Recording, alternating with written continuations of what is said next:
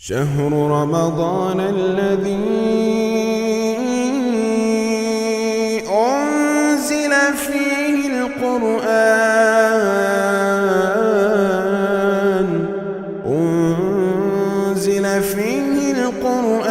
هدى للناس وبينات من الهدى والفرقان. السلام علیکم ورحمۃ اللہ وبرکاتہ۔ قرآن حکیم کے 21ویں اور 22ویں پارے کی تفسیر کا خلاصہ پیش کیا جا رہا ہے۔ 21ویں پارے میں سورہ عنکبوت کا کچھ حصہ اس کی ابتدا میں آ گیا ہے۔ سورہ عنکبوت اس وقت نازل ہوئی جب مسلمانوں پر کفار نے ہر طرح کے ظلم و جور روا رکھے تھے۔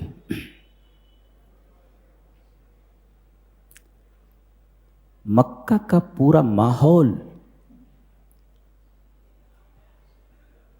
یہ کہا جا سکتا ہے کہ سائبیریا کا میدان یا ابو زابل کا قید خانہ بن گیا تھا، جہاں مظلوموں کی سسکیوں، کراہوں اور آہوں کے سوا کوئی چیز سنائی نہیں دیتی تھی۔ ایسے ماحول میں یہ سورہ کریمہ اتری اور یہ فرمایا گیا ہے کہ لوگوں نے یہ سمجھ رکھا ہے کہ آمنا کہہ دیا کہ ہم ایمان لائے اور انہیں آزمایا نہیں جائے گا۔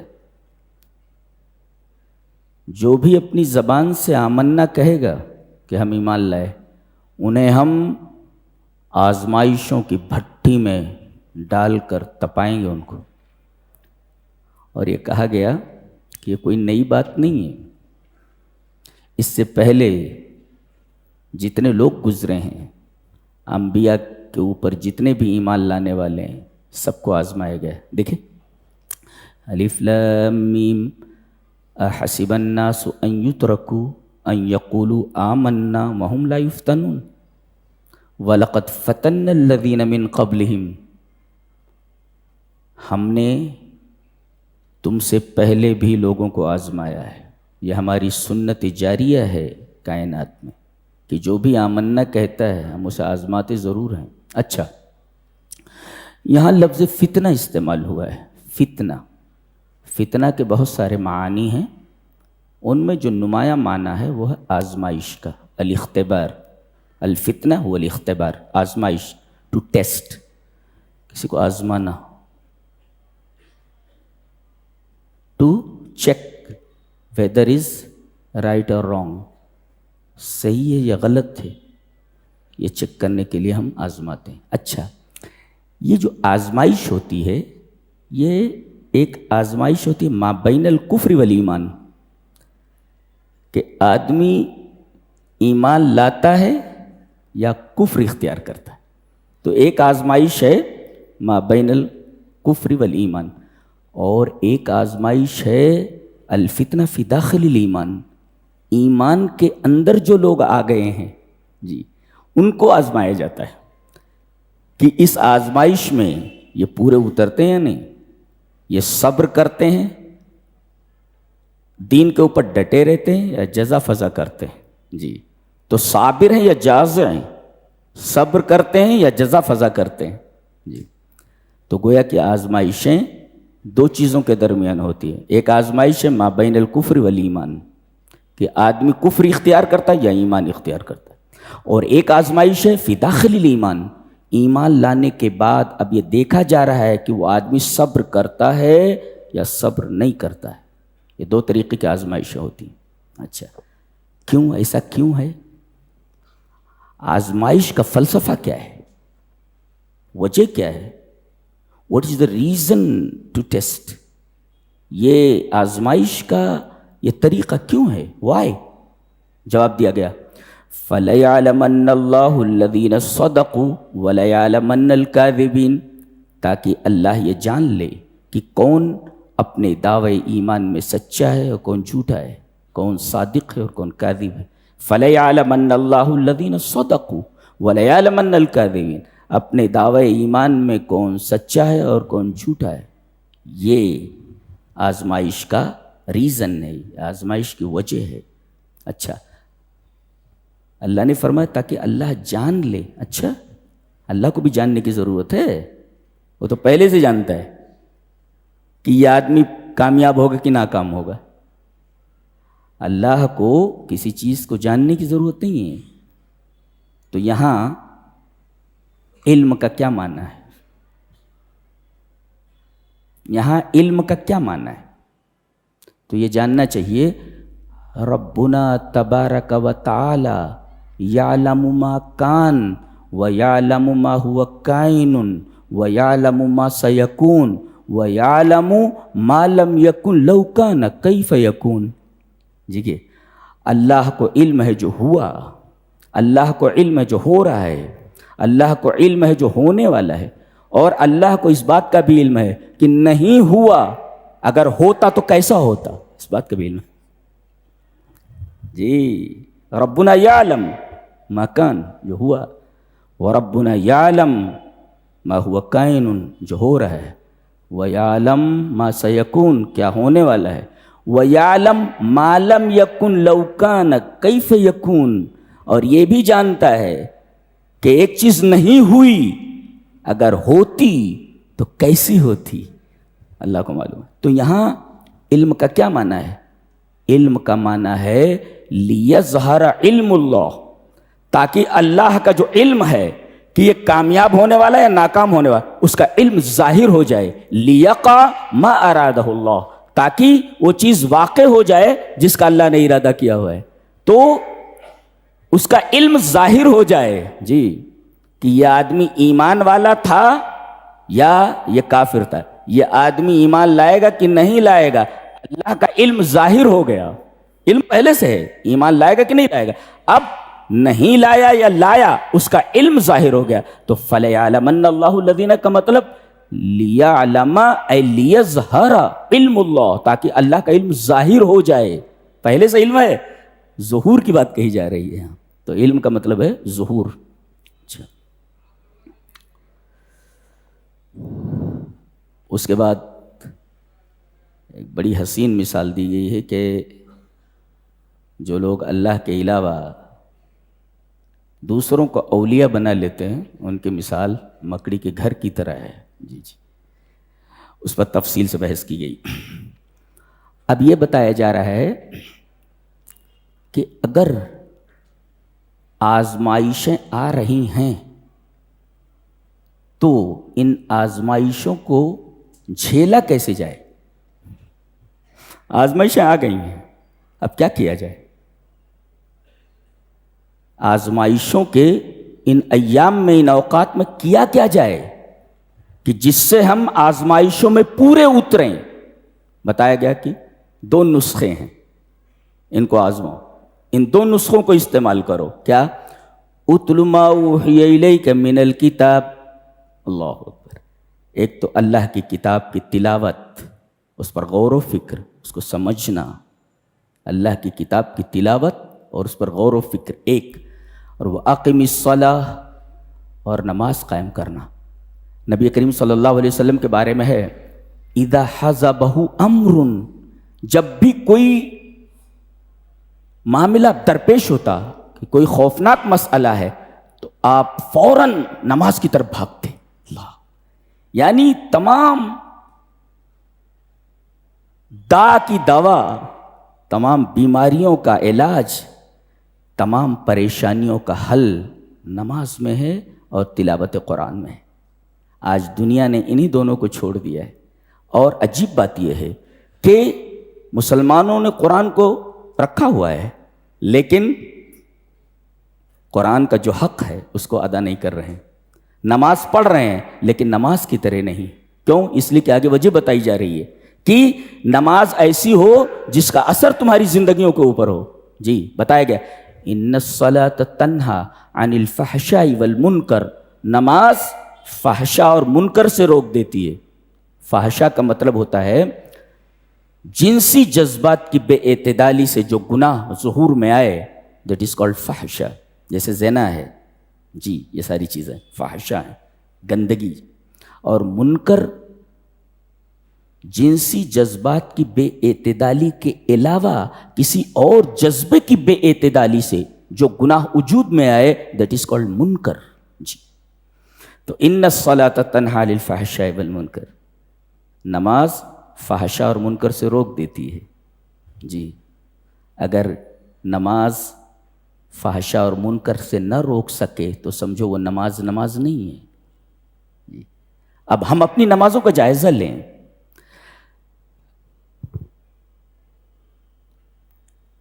علامہ منذری اپنی حدیث کی کتاب ترغیب و ترہیب میں ایک روایت لائے ہیں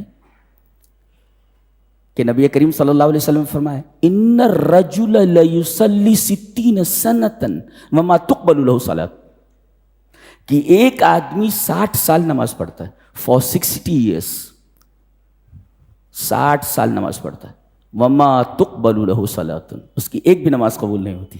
اللہ اکبر۔ اس لیے کہ نماز کے کچھ آداب ہیں، اگر ان آداب کو ملحوظ نہ رکھا جائے تو نماز اٹھک بیٹھک کے سوا کچھ نہیں ہے، ایک ورزش کے سوا کچھ نہیں۔ تو نماز اس طرح پڑھی جائے جی کہ اس نماز کا اثر ہماری زندگیوں کے اوپر ہو۔ تو قرآن ہم پڑھتے ہیں، قرآن کا اثر ہماری زندگیوں پر نہیں۔ نماز پڑھتے ہیں، نماز کا اثر ہماری زندگیوں پر نہیں۔ ایک صحابی ہے، تیر لگ گیا تھا، تیر اندر گھس گیا تھا، نکل نہیں رہا تھا۔ وہ تیر جب اندر چلا جاتا ہے نا، ایسے ہوتا ہے، وہ ایسے اور ایسے ہوتا ہے۔ تیر اندر جانے کے بعد اسے نکال نہیں سکتے جب تک پھاڑ نہ دیا جائے۔ صحابی کو تیر لگ گیا تھا، نکالتے تھے تو چیختے تھے زور سے۔ آج کل کا جو جدید طریقہ ہے میڈیکل ٹیکنالوجی کا، وہ اس وقت نہیں تھا۔ انہوں نے کہا ایسا کرتا ہوں، نماز میں کھڑا ہو جاتا ہوں۔ اللہ، نماز میں کھڑے ہو گئے اور تیر کو نکال لیا گیا۔ اللہ اکبر، اس کو نماز کہتے ہیں۔ یعنی تم اس طرح اللہ کے حضور کھڑے ہو، ایسا لگے کہ تمہارا رب تمہارے سامنے۔ اب بتاؤ، کوئی بڑی شخصیت آپ کے سامنے کھڑی ہوئی ہو تو چھوٹے موٹے جو آزار ہیں اور چھوٹی موٹی تکلیفیں ہیں وہ ظاہر نہیں ہوتی، ان کا اثر نہیں ہوتا بدن کے اوپر۔ جی رب تعالیٰ کسی کے سامنے ہو، لو، یہ ہے نماز، اس کو نماز کہتے ہیں۔ تو نہ قرآن کا اثر ہماری زندگی پر، نہ نماز کا، اس لیے کہ ہم قرآن کو قرآن کی طرح نہیں برت رہے ہیں اور نماز کو نماز کی طرح نہیں ادا کر رہے ہیں۔ ساری مشکلیں یہاں ہیں۔ کہہ رہے وہ ہمارے خلاف ہے، فلاں پارٹی ہمارے خلاف ہے، فلاں ہمارے اوپر ظلم کر رہا ہے۔ لا لا لا، ظالم تم ہو۔ مظلوم بول رہا ہے کہ ہم ظالم ہیں؟ سب سے بڑے ظالم تو تم ہو۔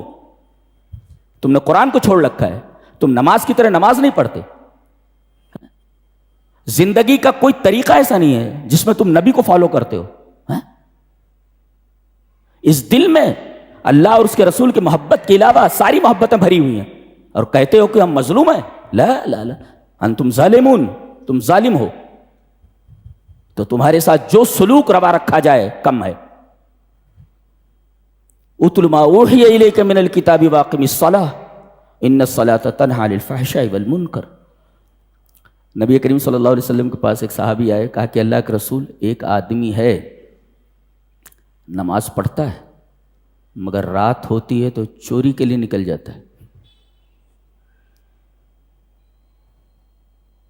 نماز پابندی کے ساتھ پڑھتا ہے مگر جب رات ہوتی ہے تو چوری کے لیے نکل جاتا ہے۔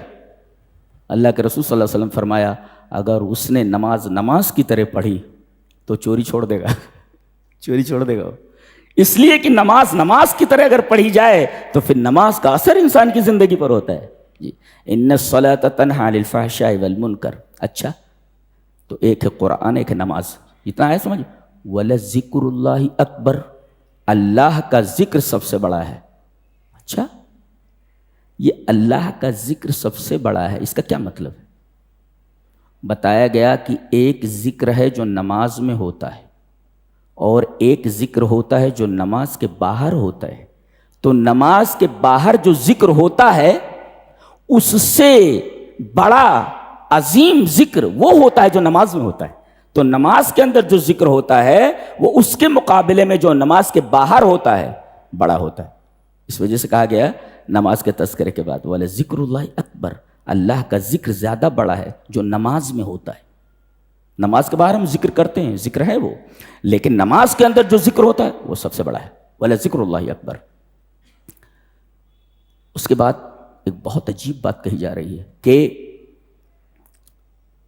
اگر توحید پر جمے رہنا، ایمان پر جمے رہنا اور توحید اور ایمان کے تقاضوں پر عمل کرنا کسی جگہ مشکل ہو جائے تو وہ جگہ چھوڑ دو، ہجرت کر جاؤ وہاں سے، چھوڑ دو. اب نفسیاتی طور پر، فطری طور پر، نیچرلی دو سوال پیدا ہوئے کہ یہاں تو سب دھندا جمایا ہے، سب چھوڑ چھاڑ کر کے نکل گئے تو موت آ سکتی ہے، موت آ سکتی ہے، بھوکے مر سکتے ہیں. جی دونوں کا جواب دیا جا رہا ہے. اللہ اکبر. یا عبادی الذین آمنوا ان ارضی واسعۃ فایای فاعبدون. اے میرے وہ بندو جو ایمان لائے ہو، میری زمین بہت وسیع ہے، نکل جاؤ. فایای فاعبدون، تم لوگ میری ہی عبادت کرو. تو جہاں میری عبادت کرنا مشکل ہو جائے وہ جگہ چھوڑ دو، میری زمین بہت وسیع ہے. سوال پیدا ہوا کہ مر گئے تو جواب دیا جا رہا ہے کل نفس ذائقۃ الموت. مان بات کہا گیا ہر نفس کو موت کا مزہ چکھنا ہے. تو مسئلہ یہ نہیں ہے کہ جان کیسی بچائی جائے، مسئلہ یہ ہے کہ ایمان کیسے بچایا جائے. جان بچانا اصل نہیں ہے، ایمان بچانا اصل ہے. جی جینے کو تو کتا بھی جی لیتا ہے. فرمایا گیا مر گئے تو کہا کل نفس ذائقۃ الموت. جینا کس کو ہے؟ ایک دن سب کو اس دنیا سے چلے جانا. کیا کتاب ہے، سبحان اللہ، کیا بات کرتی. ثم الینا ترجعون. مرنے کے بعد تمہیں ہماری طرف آ جانا ہے. تمہیں دنیا میں اس لیے تھوڑی بھیجا گیا ہے تم ہمیشہ رہو گے. لا لا لا، موت آنے والی ہے. تو مسئلہ یہ نہیں ہے کہ جان کیسے بچائی جائے، مسئلہ یہ ہے کہ ایمان کیسے بچایا جائے. ایمان اصل ہے. اچھا جمایا دھندا ہے، چھوڑ کر کے چلے گئے، وہاں بھوکوں مر گئے تو جواب دیا جا رہا ہے وَكَأَيٍّ مِّن دَابَّةٍ لَّا تَحْمِلُ رِزْقَهَا. پرندوں کو دیکھو، کیا اپنے ساتھ رزق کا گودام لے کر کے گھومتے ہیں؟ نہیں. یہ صبح گھونسلوں سے نکلتے ہیں، شام کو واپس آتے تو پیٹ بھرا ہوا ہوتا ہے. تو ہم پرندوں کو غذا دے سکتے ہیں تو تمہیں غذا نہیں دے سکتے؟ یہ بھی تو کوئی خزانہ جمع کر کے تھوڑی رکھتے ہیں. وَكَأَيٍّ مِّن دَابَّةٍ لَّا تَحْمِلُ رِزْقَهَا.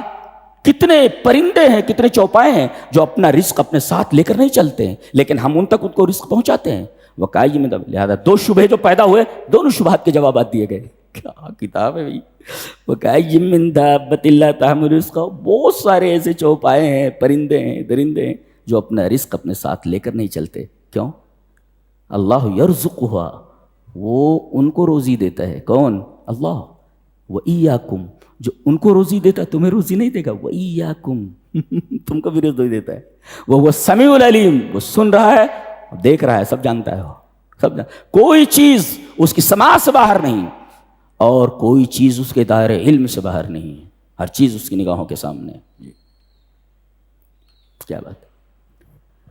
اس کے بعد کہا گیا جس زندگی کے پیچھے تم مرے جا رہے ہو، جس لگزیریس لائف کے پیچھے تم حلال و حرام کی تمیز نہیں کرتے، پیسہ آئے بائی ہک اور بائی کرک، جائز یا ناجائز طریقے سے، جس دنیا کے پیچھے تم حلال و حرام کی تمیز نہیں کرتے. جانتے ہو یہ دنیا کیسی ہے؟ دنیا کی حقیقت بتائی گئی. دنیا کیا ہے جس کے پیچھے تم پڑے ہوئے ہو؟ فرمایا گیا وَمَا هَذِهِ الْحَيَاةُ الدُّنْيَا إِلَّا لَهْوٌ وَلَعِبٌ وَإِنَّ الدَّارَ الْآخِرَةَ لَهِيَ الْحَيَوَانُ لَوْ كَانُوا يَعْلَمُونَ. فرمایا کہ کاش معلوم ہوتا ان لوگوں کو کیا کہ دنیا کی زندگی حیات ہے اور آخرت کی زندگی حیوان ہے. حیوان نہیں، حیوان، یہ کہ زبر کے ساتھ. دنیا کی زندگی حیات ہے اور آخرت کی زندگی حیوان ہے. مل فرق بین الحیات والحیوان. حیات اور حیوان کے درمیان کیا فرق ہے؟ حیات ہی التی بعدها موت، ایسی زندگی جس کے بعد مرنا ہے، اور وہ حیوان حیوان. الحیات لیس بعدها موت، الحیات الدائمہ، جس کے بعد موت آنے والی نہیں ہے. تو یہ جو دنیا کی زندگی ہے اس کے بعد تو موت آنے والی ہے، اس لیے کہ حیات ہے، یہ حیات. اور آخرت کی جو زندگی ہے حیوان ہے. حیوان کا مطلب حیات لا موت فیہ، جس کے اندر موت نہ ہو. تو کس زندگی کے پیچھے پڑے ہو جس کا انجام موت ہے؟ اس زندگی کو تلاش کرو جس کے بعد موت نہ ہو، جس کے بعد موت نہ ہو. اور آخرت کی زندگی وہ زندگی ہے جس کے اندر موت نہیں ہے. فرمایا گیا، دیکھو دونوں لفظ استعمال کیے گئے، وما هذه الحیات الدنیا، یعنی دنیا کی جو زندگی وہ حیات ہے. وَإِنَّ الدَّارَ الْآخِرَةَ لَهِيَ الْحَيَوَانُ، اور آخرت کی زندگی حیات نہیں حیوان ہے. جی حیات ہی التی بعدها موت والحیوان حیات لیس فیہا موت، ایسی زندگی جس کے اندر موت نہ ہو. اللہ فرما رہا ہے ہماری جنت میں آ جاؤ، یہاں موت نہیں ہے، یہاں موت نہیں. اور یہاں کوئی چیز لے کر چھینی نہیں جاتی ہے. دنیا کی تمام نعمتیں دے کر چھین لی جاتی ہے. ڈاکٹری پڑھا اس نے، انجینئرنگ پڑھا، IAS ہوا، IPS ہوا، وکیل ہوا، بیرسٹر ہوا. مرنے کے بعد کہتے ہیں مردے کو اٹھاؤ، نام بھی نہیں لیتے اس کا. یہ تھوڑی کہتے بیرسٹر صاحب کو اٹھائیے، IAS صاحب کو اٹھائیے، ڈاکٹر صاحب کو اٹھائیے، لاش کو اٹھائیے، لاش کو اٹھائیے. یعنی سارا تام جھام موت کے نقطے کے اوپر ختم ہو گیا. جی موت کی سرحد پر سارا تام جھام زندگی کا ختم ہو جائے. یہ میرا، this is mine, that is mine, this is mine, that is mine. What is this? یہ میرا ہے، تمہارا؟ تمہارا کچھ بھی نہیں، تمہارا کچھ، نتھنگ از یورس. تمہارا کچھ بھی نہیں ہے، تم کچھ نہیں ہو اور تمہارا کچھ بھی نہیں ہے. What is the meaning of that is mine? This is mine. فرمایا گیا ہے اس زندگی کی تمنا کرو جو حیوان ہے، اس زندگی کی تمنا نہ کرو جو حیات ہے، اس لیے کہ یہ حیات ہے التی بعدها موت. جی کیا بات. اس کے بعد جو آخری آیت ہے وہ قابل غور ہے. والذین، اس آیت کریمہ پر ہم رک کر بحث کرنا چاہتے ہیں.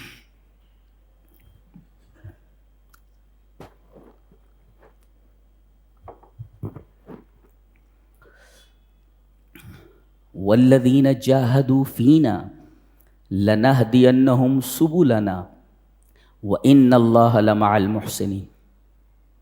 اس آیت پر ہم بحث کرنا چاہیں گے. جو لوگ ہمارے میں، فینا ہمارے میں مجاہدہ کرتے، کوشش کرتے، تو لنہدینہم سبلنا. جواب نہیں اس آیت کریمہ کا، جواب نہیں ہے. ایک تو کہا گیا فینا ہمارے بارے میں، یہ نہیں کہا گیا ہمارے دین کے بارے میں اور ہماری مرضات کے بارے میں، مرضی کے بارے میں، ہماری رضا کے بارے میں، ہمارے دین کے بارے میں، قرآن کے بارے میں، نماز، کچھ نہیں کہا. ہمارے بارے میں، ہمارے بارے میں. اب جب ہمارے بارے میں کہہ دیا تو ساری چیزیں آ گئیں، ساری چیزیں اس میں. دیکھو اس میں کچھ بھی کہا جاتا، جو لوگ ہماری مرضی کے لیے کوشش کرتے ہیں، جو لوگ ہمارے دین کے لیے کوشش کرتے ہیں، جو لوگ ہمارے بندوں کی مدد کے لیے کوشش کرتے ہیں، ایسا نہیں کہا گیا. ہمارے بارے میں، ہمارے لیے جو کوشش کرتے ہیں. فرق سمجھاتا ہوں. فرق یہ ہے، میں یہ کہوں کہ میرے اسکول کے لیے، میرے گھر کے لیے جو مدد کریں بہت اچھے لوگ ہیں، لیکن کہہ دیں جو میرے لیے کوشش کرے. فرق سمجھ میں آیا؟ فرق سمجھ میں آیا؟ وہاں متعین ہو گئی چیزیں ان چیزوں کے لیے، لیکن جب کہہ دیا میرے لیے جو کوشش کرے تو مجھے جن جن چیزوں کی ضرورت ہے ساری چیزیں. کیا بلاغت ہے، اللہ اکبر، یہ بلاغت. قرآن حکیم science of words, science of words, لفظوں کی سائنس ہے. کائنات کی کوئی ایسی کتاب نہیں ہے جو اس طریقے کی سائنس رکھتی ہو لفظوں کے بارے میں. جو لفظ جہاں رکھ دیا گیا وہاں سے اٹھا کر اس کا مرادف نہیں رکھا جا سکتا. جی اس کا سینونیم نہیں رکھا جا سکتا وہاں پہ. والذین جاہدوا فینا، ہمارے بارے میں، ہمارے لیے. اب سب آ گیا، ہمارے دین کے لیے، ہماری رضا کے لیے، ہمارے بندوں کے لیے، اللہ ساری چیزیں آ گئیں جی، ساری چیزیں آ گئیں. تو جو لوگ ہمارے بارے میں کوشش کرتے ہیں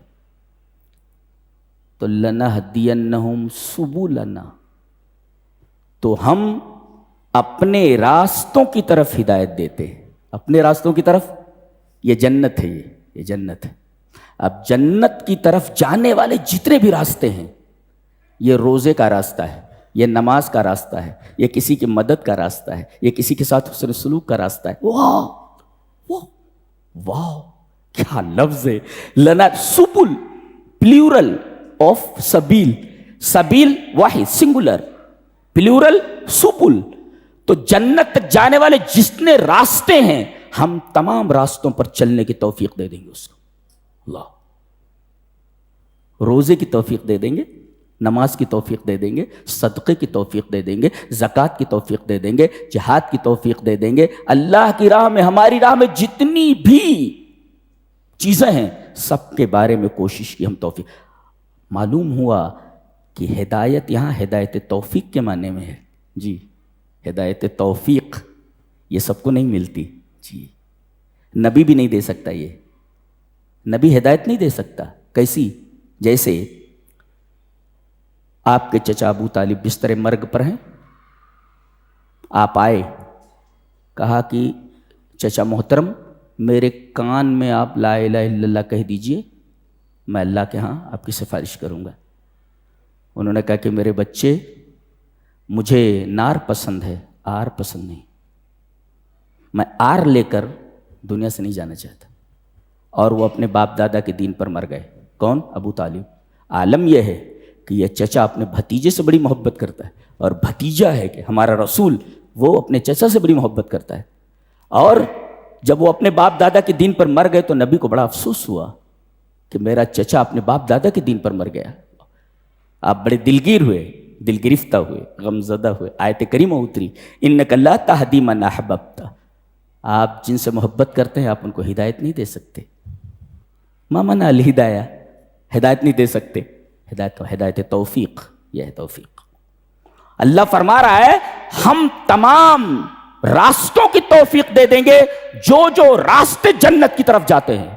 کل سبل الی الجنہ، تمام راستے جو جنت کی طرف جاتے ہیں، ان تمام راستوں پر چلنے کی توفیق عطا کر دیں گے. ہدایت مینس توفیق، ہدایت کی توفیق.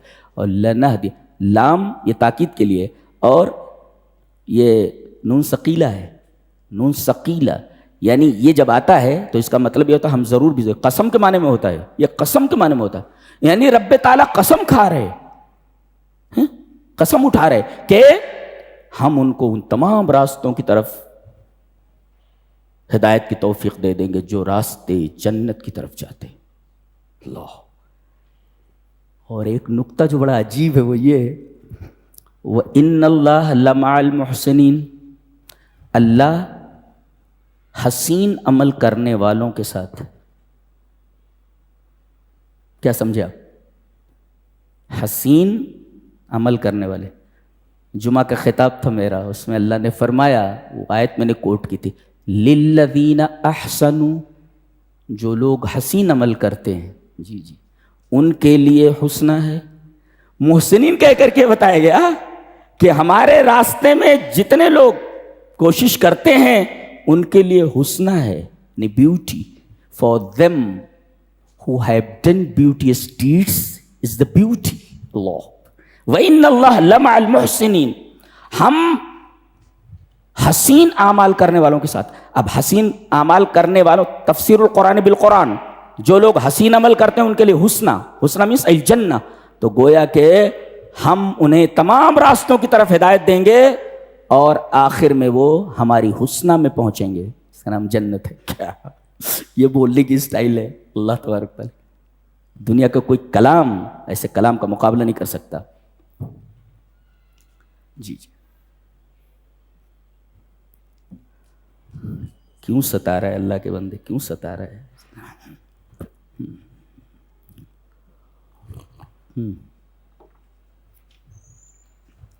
چلو آزمائش ہے تو آزمائش ہی کی صورت ہے. جی ایک آیت کریمہ بڑی عجیب و غریب ہے. کہا کہ میاں بیوی ہم نے جو بنائے ہیں تمہارے جوڑے تاکہ تم ان سے سکون حاصل کرو. بڑی عجیب آیت ہے. اللہ آیت پڑھ لیتے ہیں. وَمِنْ آيَاتِهِ أَنْ خَلَقَ لَكُم مِّنْ أَنفُسِكُمْ. آپ بھی موجود ہیں اور آپ کے جوڑے بھی موجود ہیں. تو بعض لوگوں کے تو جوڑے ہو گئے ہیں. یہ جتنے بغیر جوڑے کے ہیں ذرا ان کا جوڑا جلدی کرو. مؤذن صاحب کا بھی نہیں ہے ابھی معاملہ. ذرا ڈھونڈو کوئی اچھی سی لڑکی ڈھونڈو. جی وَمِنْ آيَاتِهِ أَنْ. یہ بھی مسکرا رہے ہیں, ان کی بھی نہیں ہوئی لگتا ہے نا. جی وَمِنْ آيَاتِهِ أَنْ خَلَقَ لَكُم مِّنْ أَنفُسِكُمْ أَزْوَاجًا لِتَسْكُنُوا إِلَيْهَا. یہ ہماری نشانیوں میں سے ہے. کیا نشانی؟ ان خلق لکم من انفسکم. تمہیں میں سے, یعنی تم انسان ہو تو تمہیں میں سے, انسانوں میں سے تمہاری بیویاں پیدا کی ہیں. تمہاری بیویاں, تمہارے شوہر یہ پیدا کیا. کیوں؟ لتسکنوا الیہا. سکن. جی اگر اس کا صلہ اندہ ہے, اندہ تو مادی سکون. جی لیکن اگر صلہ اس کا الہ آئے تو روحانی سکون. یہاں الہ لایا گیا ہے لتسکنوا الیہا, تاکہ تم ان سے سکون حاصل کر سکو. روحانی سکون, معنوی سکون. اور روحانی سکون یہ مادی سکون سے بڑھ کر ہوتا ہے. جی کوئی بیوی آپ لائیے شادی کر کے, اسے محل دے دیجیے آپ. جی تمام آسائشیں دیجیے, لیکن اس کو ذہنی ٹینشن دیتے رہیں آپ, تو یہ سب مادی چیزیں اس کے لیے بالکل بیکار ہیں. تو اصل چیز ہے روحانی اور ذہنی سکون. اللہ فرما رہا ہے یہ جوڑے جو تمہارے بنائے جاتے ہیں یہ مادی سکون سے زیادہ روحانی سکون کے لیے بنائے جاتے ہیں. لہذا جو بیوی اپنے شوہر کو روحانی سکون نہ دے سکے, ذہنی سکون نہ دے سکے, اور جو شوہر اپنی بیوی کو ذہنی سکون نہ دے سکے, یہ نہ شوہر ہے نہ بیوی ہے. اس لیے کہ مقصد حل نہیں ہوا نا. لی تعلیل کے لیے علت ہے, اس کی ریزن ہے. اس لیے ایسا ہے. جب اس لیے ایسا ہے تو اگر بیوی اپنے شوہر کو ذہنی سکون نہ دے سکے, شوہر اپنی بیوی کو ذہنی سکون نہ دے, لے جو کائے کے لیے. وَمِنْ آيَاتِهِ أَنْ خَلَقَ لَكُم مِّنْ أَنفُسِكُمْ أَزْوَاجًا لِتَسْكُنُوا إِلَيْهَا. سکن الہ, سکن اندہ ہوتا تو مادی سکون, جسمانی سکون, لیکن سکن الہ روحانی سکون. تو شادی کا اصل مقصد روحانی اور ذہنی سکون ہے. آفس سے آیا بیچارہ تھک کر کے, آ گئے جی, برتن پڑے ہوئے کچن میں, ہاں, اور برتن دھل کر کے فارغ ہوئے کہ ذرا ہاتھ پیر پھیلا لیں. ارے برتن تو دھل لیے, وہ کپڑے کون دھلے گا؟ جی جناب. جی وَمِنْ آيَاتِهِ أَنْ خَلَقَ لَكُم مِّنْ أَنفُسِكُمْ أَزْوَاجًا لِتَسْكُنُوا إِلَيْهَا. یہ تو سکون کے لیے. دوسرے وَجَعَلَ بَيْنَكُم مَّوَدَّةً وَرَحْمَةً. اور تمہارے درمیان اللہ نے بنا دیا ہے مودت اور رحمت. ما معنی مودہ و ما معنی الرحمہ؟ ما الفرق بین هذین اللفظین؟ مودہ اور رحمت کے درمیان ما الفرق؟ کیا فرق؟ مودہ کہتے ہیں ایسی محبت کو جو من الطرفین, طرفین سے ہو. جب شادی ہوتی ہے تو ایک کو دوسرے سے غرض ہوتی ہے اور دوسرے کو پہلی سے غرض ہوتی ہے نہیں؟ غرض نہیں ہوتی. یہاں گھما رہے ہیں, وہاں گھما رہے ہیں, یہاں جا رہے ہیں, وہاں جا رہے ہیں, غرض ہے نا. جی وہ غرض تو ہے, اس لیے تو شادی کرتا ہے. تو مودت کہتے ہیں ایسی محبت جو طرفین سے ہو, یعنی الفعل و ردت و فعل, ایکشن اینڈ ری ایکشن دونوں. یعنی وہ اس کی خدمت ضروری قرار دے لے اور وہ اس کی خدمت ضروری قرار, وہ اس کے جذبات کا خیال رکھے, وہ اس کے جذبات کا خیال رکھے. دیٹ از کالڈ مودہ. اور رحمہ من جانب واحد, ایک طرف سے ہوتا ہے خالی. جیسے بوڑھے ہو گئے اب میں نے دیکھا ہے بعض علماء کو، وہ بوڑھے ہو گئے ہیں، بستر مرگ پر ہیں، سانس چل رہی ہے، بڑھیا بیچاری وہاں بیٹھی ہوئی ہے، کبھی سر کے اوپر ہاتھ پھیر رہی، کبھی ہاتھ دبا رہی ہے، کبھی پیر دبا رہی. یہاں من طرفین، طرفین سے نہیں ہے بلکہ یہاں رحمت ایک جانب سے. تو جب جوان ہوں تو مودت، اور جب بوڑھے ہو جائے تو رحمت. اللہ تبارک تعالیٰ نے فرمایا یہ محبت اور رحمت یہ زندگی کی آخری سرحد تک ہے، جب تک آدمی مرتا نہیں. کیسی کتاب ہے یار، کیا بات کرتی. وَمِنْ آيَاتِهِ خَلَقَ لَكُم مِّنْ أَنفُسِكُمْ أَزْوَاجًا لِتَسْكُنُوا إِلَيْهَا. جینے کا طریقہ بتایا گیا، پوری آئلی زندگی کا جو اصول ہے وہ بتا دیا گیا. جینا کیسے ہے، تمہاری آئلی زندگی، تمہاری خاندانی زندگی کیسی ہونی چاہیے. سکون، لِتَسْكُنُوا إِلَيْهَا. اور جوان ہو تو مودت، بوڑھے ہو جاؤ تو رحمت. مودہ من الطرفین، الرحمہ من جانب واحد، ایک طرف سے. جی اب کوئی مطلب نہیں رہ گیا نا. وہ بیچارہ پڑا ہوا تو مرنے کو ہے، یہ بڑھیا ہاتھ کیوں دبا رہی ہے؟ ایک طرف سے، ایک من جانب واحد. وہ جانتی ہے یہ میرے لیے کچھ نہیں کر سکتا، اب یہ مرنے والا ہے، اس کا ہاتھ پیر کیوں دبا رہی ہے، اس کے پاس کیوں بیٹھی ہوئی ہے؟ یہ رحمت ہے، من جانب واحد. فرق سمجھ میں آیا؟ مودہ کس کو کہتے ہیں، رحمت کس کو کہتے ہیں؟ وَجَعَلَ بَيْنَكُمْ مَوَدَّةً وَرَحْمَةً. فرمایا گیا ان فی ذلک لآیات لقوم یتفکرون. اس میں نشانیاں ہیں ایسے لوگوں کے لیے جو غور کرتے ہیں، فکر کرتے ہیں. یہ غور کرنے والی کتاب ہے، یہ ایسی سطحی کتاب نہیں ہے. فکر کرنا، غور کرنا، اسٹڈی کرنا، اور بھی ڈیپلی اسٹڈی کرنا اس کے. ایسے نہیں چلے جاؤ اس میں، deep and deep and deep, ایسی کتاب ہے.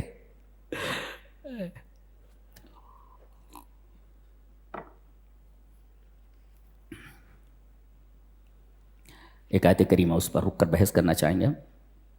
فَأَقِمْ وَجْهَكَ لِلدِّينِ حَنِيفًا فِطْرَتَ اللَّهِ الَّتِي فَطَرَ النَّاسَ عَلَيْهَا لَا تَبْدِيلَ لِخَلْقِ اللَّهِ. کیا بات ہے، نبی کو حکم دیا جا رہا ہے، اور نبی کے واسطے سے ہم تمام لوگوں کو حکم دیا جا رہا ہے.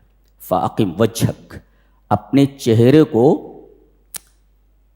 قائمہ رکھے. انجینئر لوگ یہاں بیٹھے ہوئے ہیں، کسی پلر کو 90 ڈگری کا زاویہ دینا ہے گا، تو اگر وہ ہر طرف سے 90 ڈگری ہے تو یہ پلر قائمہ ہے، زاویہ قائمہ ہے. تمام طرف سے 90 ڈگری کا زاویہ بن جائے. جی بالکل سیدھا، ذرہ برابر خم ہوا تو 90 ڈگری کا زاویہ نہیں بنے گا، اس کو زاویہ قائمہ کہتے ہیں، اردو میں حساب میں پڑھایا گیا ہے. جی فَأَقِمْ وَجْهَكَ، ذرہ برابر ٹیڑھ نہیں ہونی چاہیے، سیدھا بالکل. فَأَقِمْ 90 ڈگری کا زاویہ، وجہک یہ چہرہ بالکل 90 ڈگری کے زاویے میں ہونا چاہیے. اچھا کس طرف؟ للدین، اللہ کے دین کی طرف. جی اب یہ دین مل گیا تو اپنا چہرہ اسی کی طرف رکھو، 90 ڈگری کے زاویے پر سیدھا ایک دم. حنیفہ، حنف کا مطلب ہوتا المیل عن الباطل، باطل سے ہٹ جانا. حنف کا مطلب جھکنا، ایسا یہ جھکنا. تو گویا کہ باطل سے حق کی طرف جھکنا، ایسا. شرک سے توحید کی طرف جھکنا حنیفہ کہا گیا. حنیفہ بالکل سیدھا، جھکاؤ نہیں ہونا چاہیے، نہ ادھر نہ ادھر. جی حنیفہ. کیوں؟ اس لیے کہ اسی پر تم کو پیدا کیا گیا ہے، فطرت پر. فطرت means what the meaning of فطرہ. فطرت کہتے ہیں اسلام، توحید. ہر بچہ فطرت پر پیدا ہوتا ہے. کیا مطلب؟ ہر بچہ توحید پر پیدا ہوتا ہے.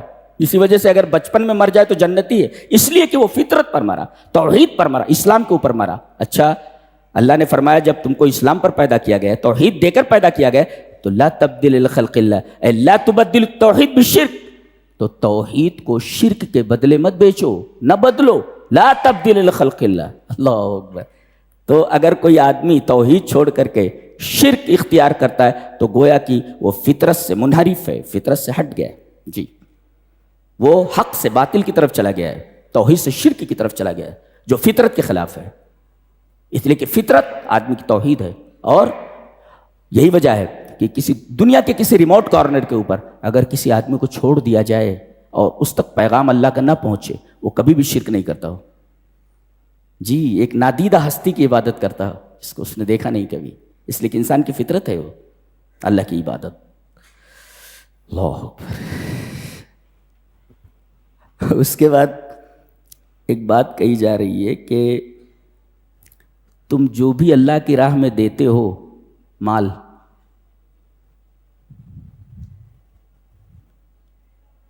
وہ اللہ کے نزدیک بڑھتا رہتا ہے، بڑھتا رہتا ہے. اچھا، یہ بڑھتا رہتا ہے. وما آتیتم من ربا لیربو فی اموال الناس فلا یربو عند اللہ.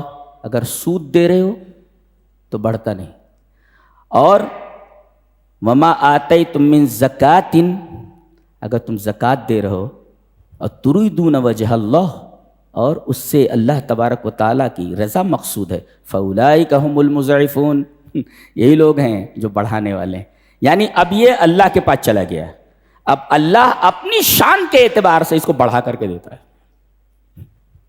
اس کو کتنا بڑھا کر دے گا؟ اپنی شان کے اعتبار سے دیتا ہے. جی، تم اپنے شان کے اعتبار سے دیتے ہو، وہ اپنی شان کے اعتبار سے دیتا ہے. جی جی.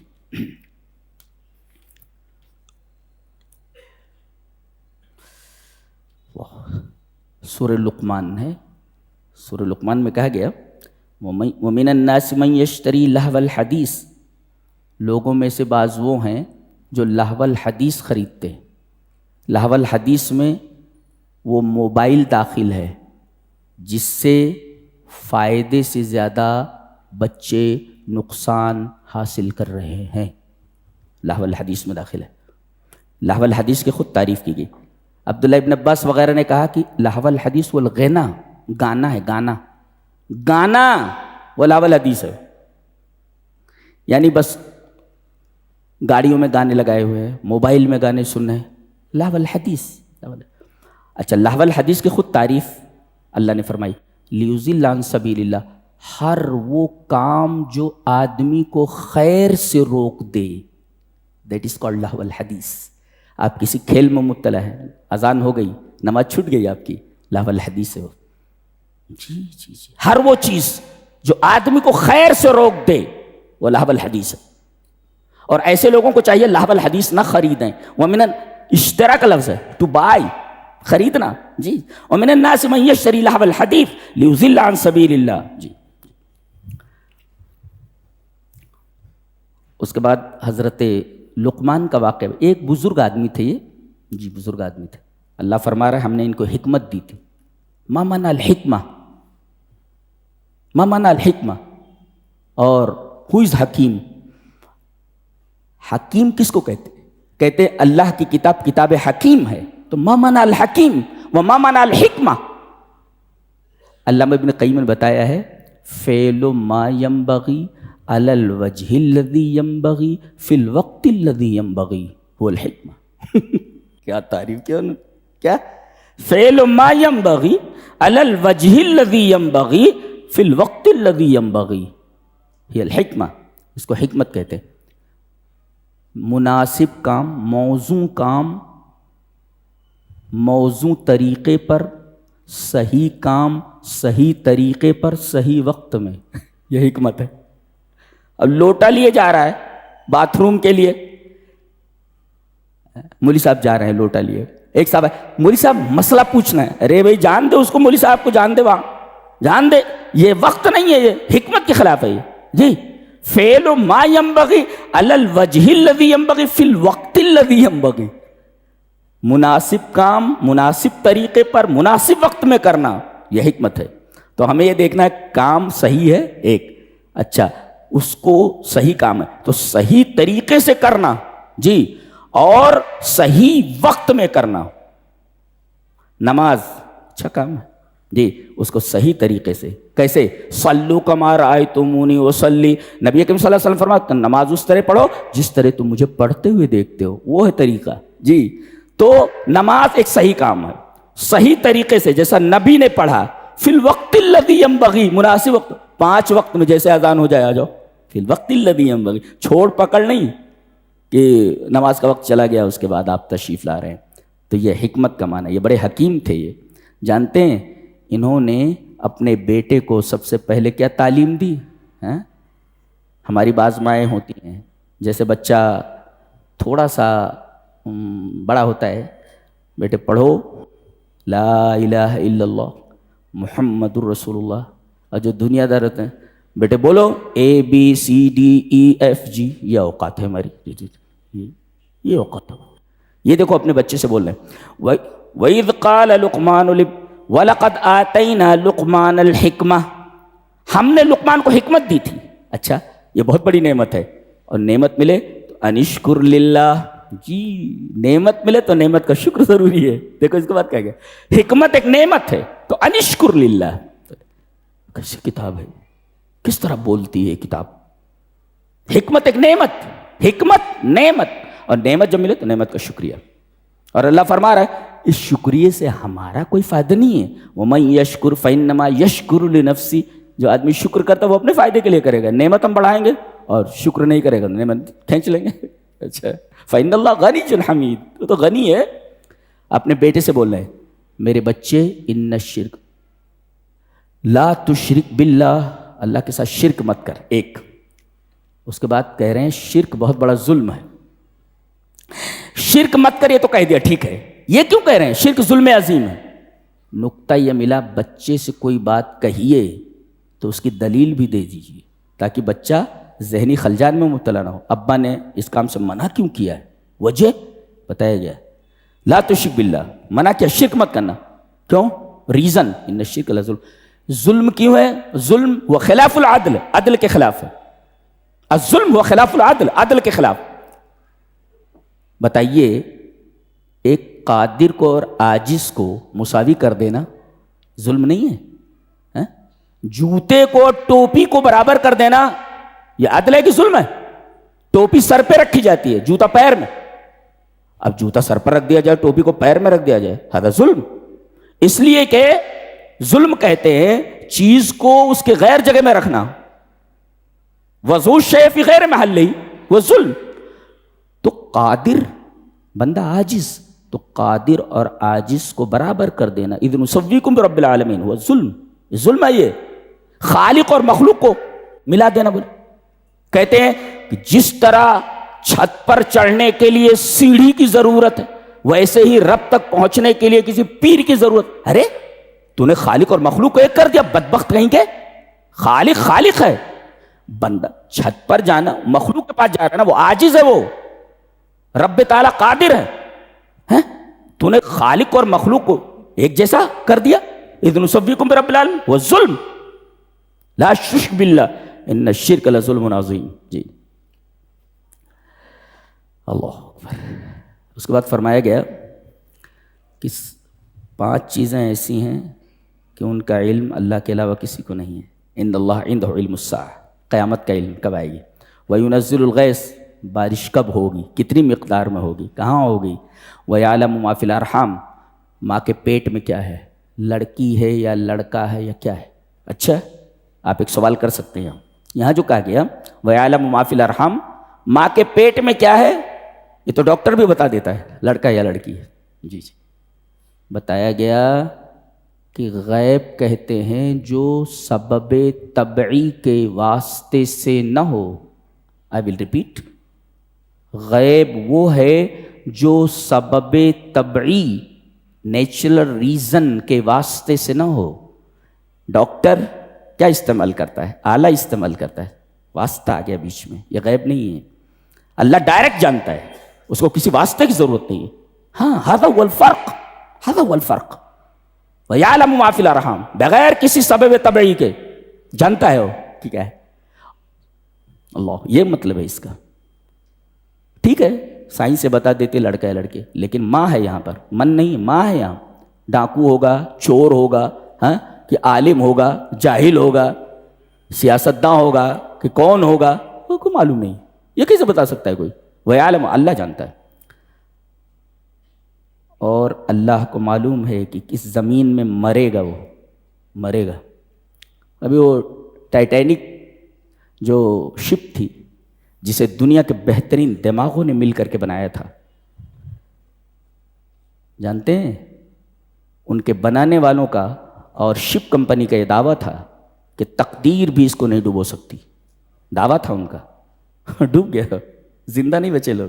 اچھا, اس کو دیکھنے کے لیے, یہ تو سن 1912 میں, اگر میرا حافظہ غلطی نہیں کر رہا ہے تو اپریل سن 1912 یا 11 میں ایسا ہوا ہے ٹائٹینک کا معاملہ, زیر آب ہو گیا. اس کو دیکھنے کے لیے بھی 18 جون کو کچھ لوگ گئے ہوئے تھے, جس میں پاکستان کے 2 بلینئر تھے, باپ بیٹے, داؤد اور سلیمان. داؤد نام ہے باپ کا, سلیمان نام ہے بیٹے کا, اور 3 اور ہیں جس میں وہ ایک کیپٹن ہے اس کا جہاز کا, وہ شپ کا کیپٹن ہے, اور 2 اور برطانوی بلینئر ہیں. یہ 5 لوگ تھے. ابھی ٹائٹین نام ہوتا, پہلے کا نام ٹائٹین, یہ نام ہی بڑا عجیب و غریب ہے. دونوں نہیں بچے جی, وہ ٹائٹینک بھی گیا, ٹائٹین بھی گیا. اس میں 5 لوگ تھے, اس میں تو بے شمار لوگ تھے. تعداد آپ انٹرنیٹ پہ مار کے دیکھ لیں, انگلش میں پوری تفصیل آ جائے گی. جی,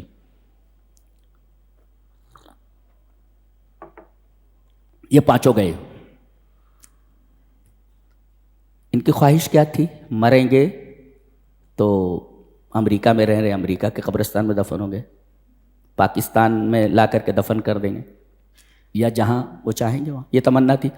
ان کو کیا معلوم بِأَيِّ أَرْضٍ تَمُوتُ, کہ کس زمین میں مرنا ہے, کس زمین میں مرنا ہے. اللہ جانتے ہیں. یہ 5 لوگ تھے. اللہ فرما رہا ہے جہاں ہم نے لکھ دیا ہے کہ تمہیں وہاں مرنا ہے, وہاں فری میں بھی جا سکتے ہو, اور ہمیں ضرورت پر ہم چاہیں تو ہم تم کو مجبور کریں تم پیسے دے کر وہاں پہنچو. یہ پیسے دے کر پہنچے. ہر ایک نے 2.5 لاکھ امریکی ڈالر دیے ہیں, ہندوستانی 2 کروڑ روپیہ. یعنی ایک آدمی کا, ایک مسافر کا جو کرایہ لگا ہے وہ 2 کروڑ لگا ہے. یعنی 2.5 لاکھ امریکی ڈالر, یعنی 2 کروڑ روپے خرچ کر کے گئے. رب تعالیٰ نے کہا موت یہاں لکھی ہے, پیسے دے کر کے آؤ یہاں پر, تم پیسے خرچ کر کے یہاں آؤ, تمہاری موت ہم نے. اور وہ بھی 1500 فٹ سمندر کے اندر, 1500 فٹ, 1500 فٹ نیچے. یہ تمہاری قبر ہے, یہ تمہاری قبر یہاں ہے. تم کو کیا معلوم؟ ہم کو معلوم ہے. یہ ہمارا رب ہے. اللہ اکبر. رب تعالیٰ کی قدرت اور اس کی عظمت, آدمی رونگٹے کھڑے ہو جائیں گے, آدمی کے بے ہوش ہو مر جائے گا آدمی. جی, رب تعالیٰ کی عظمت اور اس کی قدرت آدمی خالی تصور کر لے ہلکا سا تو.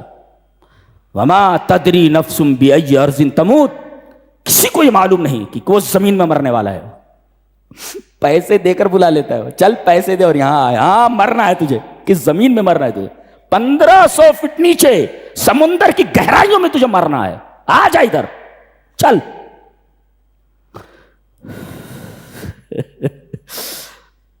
کیسی کتاب ہے, کمال کی کتاب ہے یار, کمال کی کتاب ہے. کائنات میں ایسی بک موجود نہیں ہے. یہ ہم کو دی گئی تھی, ہم کو دی گئی تھی. ہم نے اسے تاکہ نسیاں کے اوپر رکھ دیا ہے. جمعہ ہے, کوئی اور نظمیں پڑھ رہے, نعتیں پڑھ رہے, ساری چیزیں. ارے بھائی اس کو کون سمجھے گا, اس کو کون پڑھے گا, یہ نعتوں میں لگے. ارے بھائی وہ سب اصل نہیں ہے, اصل یہ کتاب ہدایت ہے جو تم کو دی گئی ہے. گا رہے گا رہے گا رہے. چھی چھی چھی چھی چھی. توپ کس لیے ہوتی ہے؟ تاکہ قلعہ کی فصیلیں گرا دی جائیں, قلعہ کی برجیں توڑ دی جائیں. توپ اس لیے نہیں ہوتی کہ اس سے مکھی ماری جائے. جی, توپ دے دی گئی ہے, مکھیاں مار رہا ہے مسلمان, گانے گا رہا ہے. اس قوم کی بدنصیبی کے اوپر جتنا ماتم کیا جائے کم ہے. جی, ایسی کتاب. یہ علامہ اقبال نے کہا, خار از محجوری قرآن شدی, شکوہ سنج گردش دورہ شدی, اے چو شبنم بر زمین افتندئی, در بغل داری کتاب زندئی. تو قرآن کو چھوڑ کر ذلیل و خوار ہوا ہے, اور اب زمانے کا شکوہ کر رہا ہے.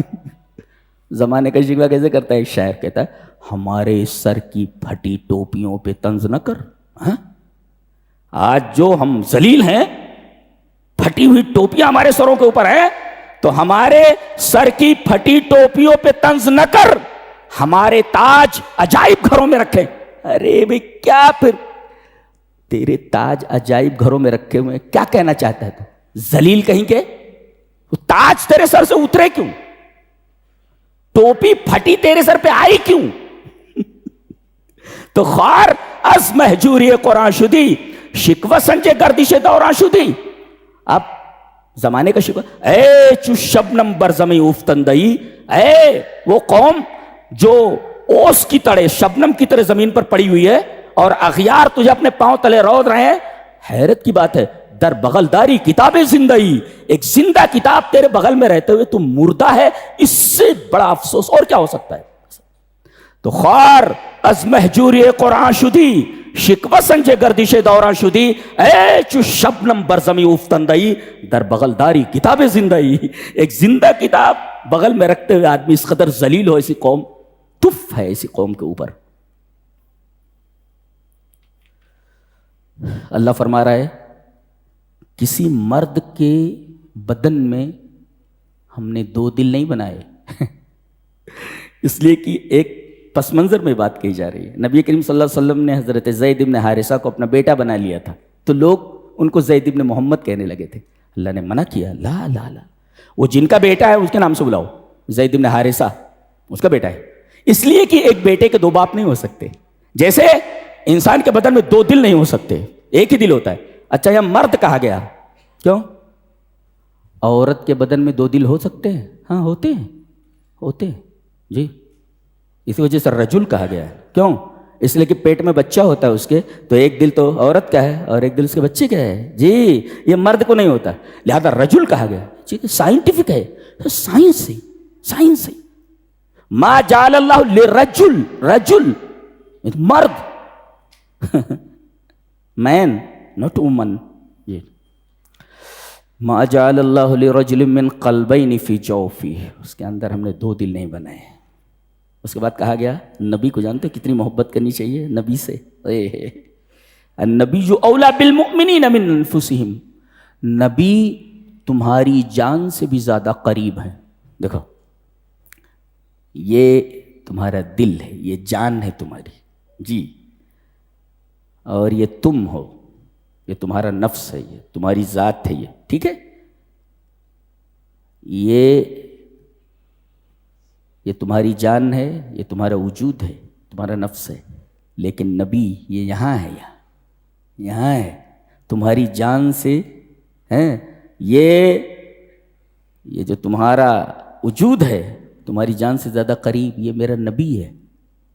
تو نبی کے لیے اپنی جان دے دینا ہے، اس لیے کہ وہ سب سے زیادہ قریب ہے تم سے، تمہاری جان سے. مطلب کیا ہوا؟ نبی کی بات آ جائے تو دنیا کے تمام آدمیوں کی بات کو ٹھکرا دیا جائے جی، اس لیے کہ وہ جان سے بھی زیادہ قریب ہے. النبی اولی بالمؤمنین من انفسہم. اور کسی شاعر نے بہت اچھا کہا ہے کہ یہی محبت نہیں رہ گئی ہے نبی سے، تبھی تو ساری پرابلم ہے، ساری پریشانیاں ہیں. علامہ اقبال نے کہا ہے کہ شب پیش خدا بگریستم زار، مسلمانہ چہرہ زارند و خارند، ندا آمد نمیدانی کی قوم، دلے دارند و محبوب ندارند. کہتے ہیں کہ ایک رات میں اللہ کے سامنے رو کر کے بڑا گڑگڑایا، رویا. میں نے اللہ سے پوچھا کہ مسلمان پوری دنیا میں کیوں ذلیل و خوار ہیں؟ مسلمانہ چہرہ زارند و خارند، ندا آمد، آواز آئی، نمیدانی کی قوم، نہیں جانتے ہو کہ یہ امت مسلمہ دلے دارند و محبوب ندارند. دل تو ہے مگر اس میں نبی نہیں ہے. بولے تو نبی نہیں، اس میں نبی نہیں ہے. کھاؤ لات جوتے، کیا کرنا ہے؟ تم نے خود لات جوتے چنے ہیں تو لات جوتے کھاؤ. اس لیے کہ اس دل میں جس کو رہنا چاہیے تو وہ ہے ہی نہیں، وہ ہے ہی نہیں. دلے دارند و محبوب ندارند، دل تو ہے مگر اس دل میں محبوب نہیں ہے.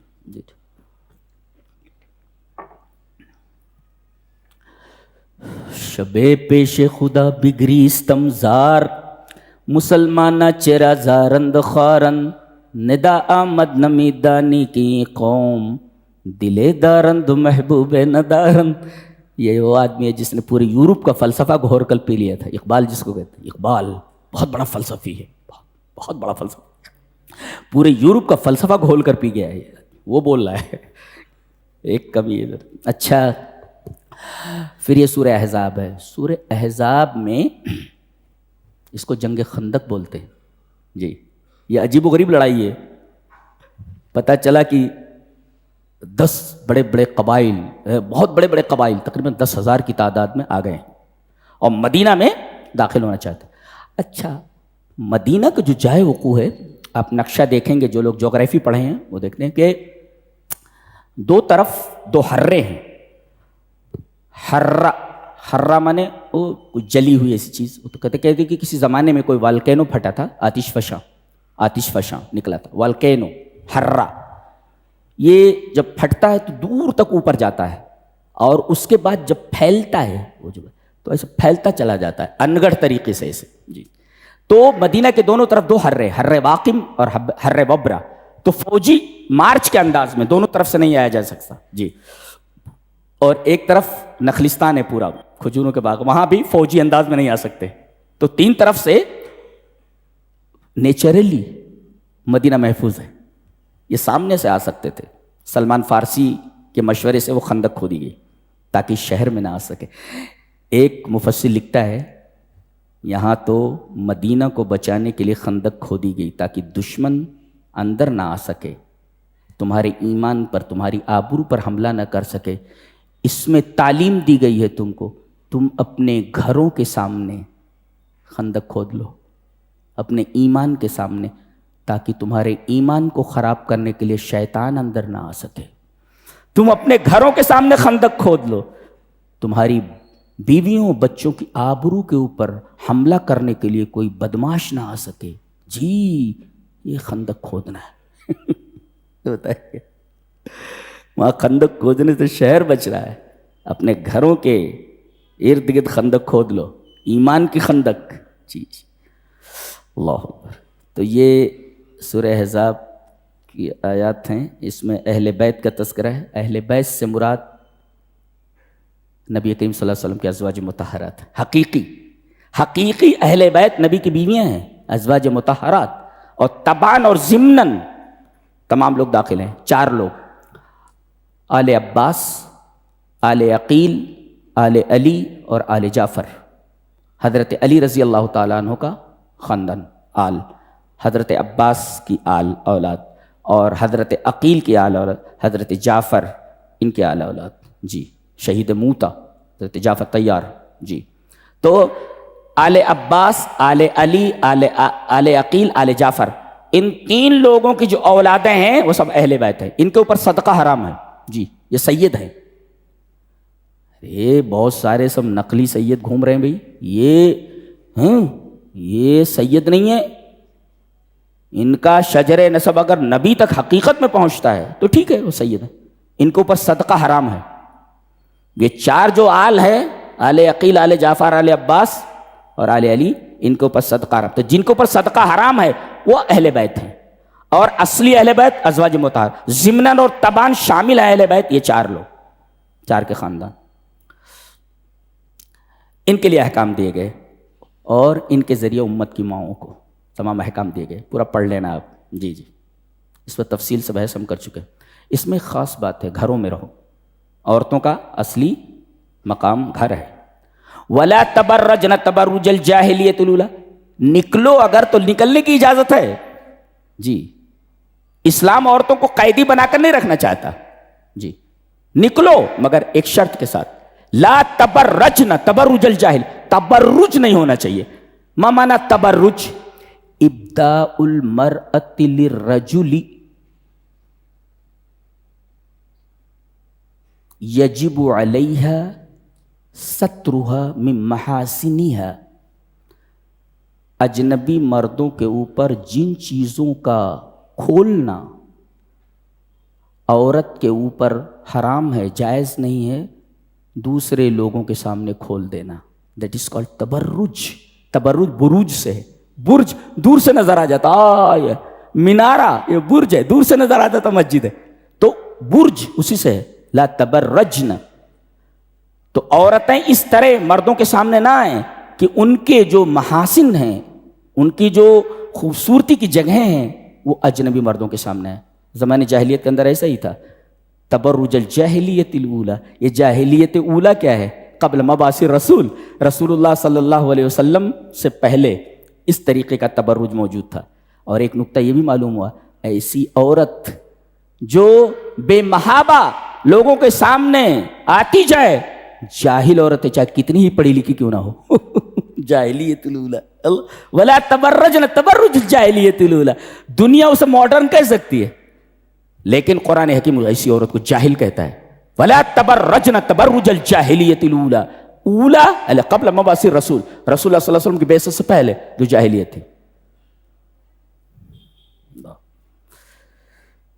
گھروں میں عورتیں کیا کریں؟ وَاذْكُرْنَ مَا يُتْلَىٰ فِي بُيُوتِكُنَّ مِنْ آيَاتِ اللَّهِ. قرآن حکیم کی تلاوت کریں، جی حدیث پڑھیں، یہ سب کام ہو ان کے. روزہ رکھیں، یہ سب ہے نا، وَالصَّائِمِينَ وَالصَّائِمَاتِ.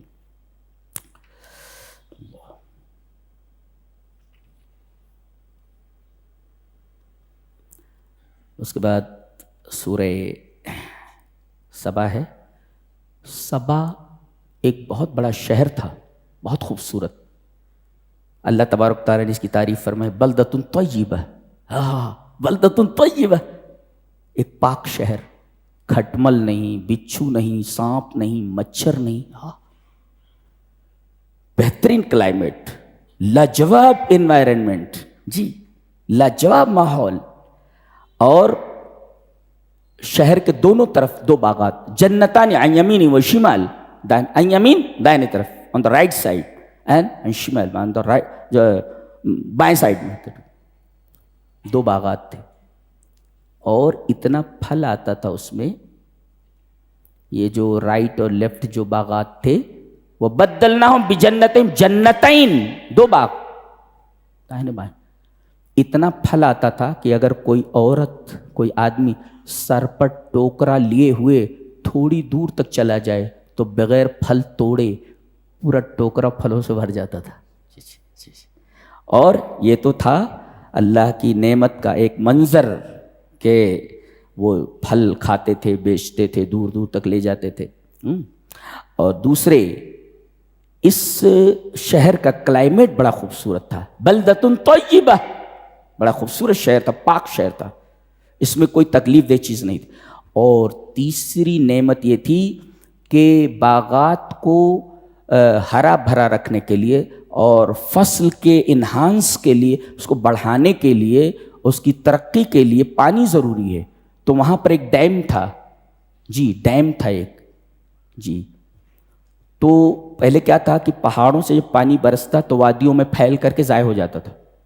تو انہوں نے ایک بڑا ڈیم بنایا، جی سد معارب، جی معارب اس کا نام تھا، سد معارب، ڈیم معارب کا. تو پانی اب وہاں جمع ہو جاتا، اور پورے سال ان لوگوں نے اس کے اندر چھوٹے بڑے ایسے بڑے بڑے ہول کر رکھے تھے، چھوٹی بڑی کھڑکیاں. تو جیسا پانی اس کا باغ متقاضی ہوتا ویسا کھڑکی کھول لیتے. تھوڑا پانی تو چھوٹی کھڑکی، بڑے زیادہ پانی کی ضرورت ہو تو بڑی کھڑکی. اس طرح ان کے باغات ہمیشہ سیراب رہتے اور خوب پھل دیتے تھے. اللہ تعالیٰ کا عذاب آیا، اسی ڈیم کو توڑ دیا اس نے اسی ڈیم کو توڑ دیا اس نے، جس پر پورے باغات کی زندگی کا دار و مدار تھا. اسی ڈیم کو توڑ دیا اللہ نے جب ان لوگوں نے اللہ تبارک تعالیٰ کی نعمتوں کی ناشکری کی. علماء لکھتے ہیں کہ آدمی کو جب کوئی نعمت ملے تو فوراً سجدہ شکر کرے. سجدہ شکر کے لیے وضو ہونا ضروری نہیں ہے، ڈائریکٹ سجدے میں گر جائے. جی اللہ کتنا خوش ہوتا ہے بندہ جو سجدے میں چلا جاتا ہے. میرے رب تو نے یہ چیز عطا کی، میں تیرا شکر ادا کرتا ہوں. یہ چیز بھی ہمارے اندر نہیں ہے. اللہ کی راہ میں کچھ مانگنا ہو، کچھ کرنا، کیا چل رہا ہے؟ بہت تنگی ترشی میں زندگی چل رہی، اور کما رہا ہے دبا کے، وہ دبا کے کما رہا ہے وہ، اور رو رہا ہے. نہیں ہے کچھ کھانے کو نہیں ہوتا. ایسے ایسے تو لوگ ہیں. تو اللہ کی نعمت کی ناشکری ہے.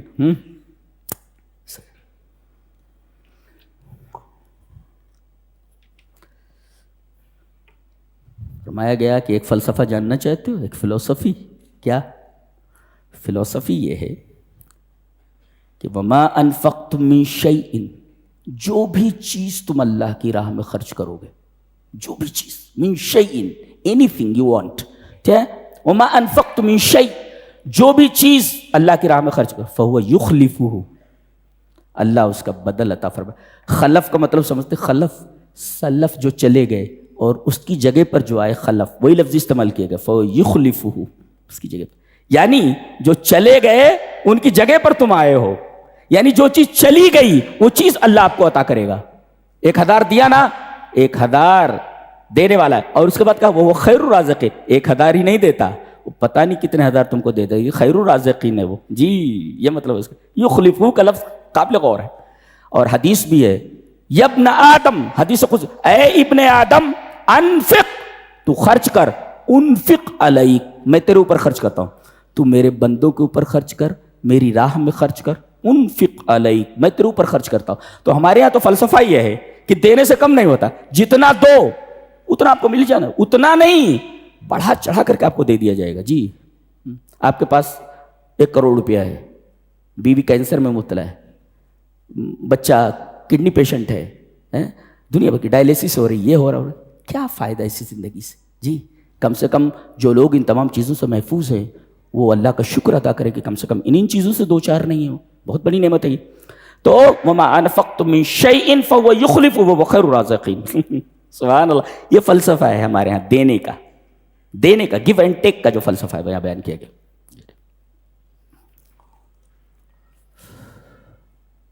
فرمایا گیا جو مر گیا وہ کچھ نہیں دے سکتا. جی کچھ نہیں دے سکتا. وما انت بمسمع من فی القبور, جو قبروں میں ہیں انہیں آپ نہیں سنا سکتے.